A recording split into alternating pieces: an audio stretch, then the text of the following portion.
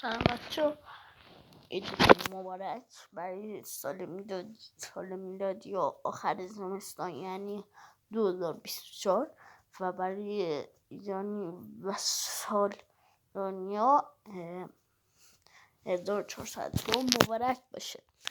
عزیزانم، تعطیلات عید نوروزی هم میدونید که یکم آدم اینجا تعطیلاتی میکنه و چند روز من نمیتونم ویدیو بذارم.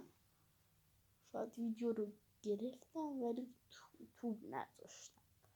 خب وقتی تعطیلات نوروزی تموم شد اونا رو میذارم تو یوتیوب.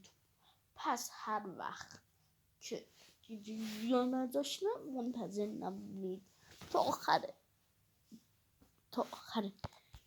تعطیلات نوروزی منتظر ببینین. راستی نوروزتون مبارک باشه.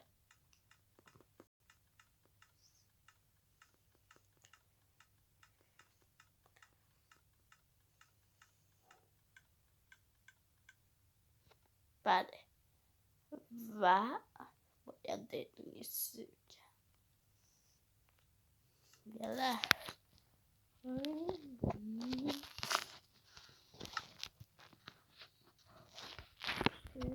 باید همه آزاد باشن،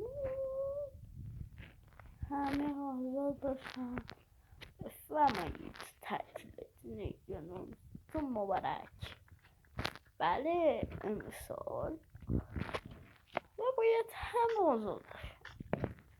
بیاین از همه جا در میذارم، برید در راه تره. حالا اینجا هم تعطیل خواهد شد. پس بچه لایک و سابسکرایب کنید. خب اگه خواستینم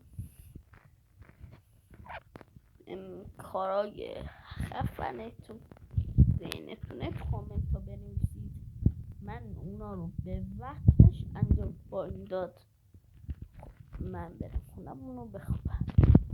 یه لحظه بلاشو من برم بخوابم و خدا حافظ.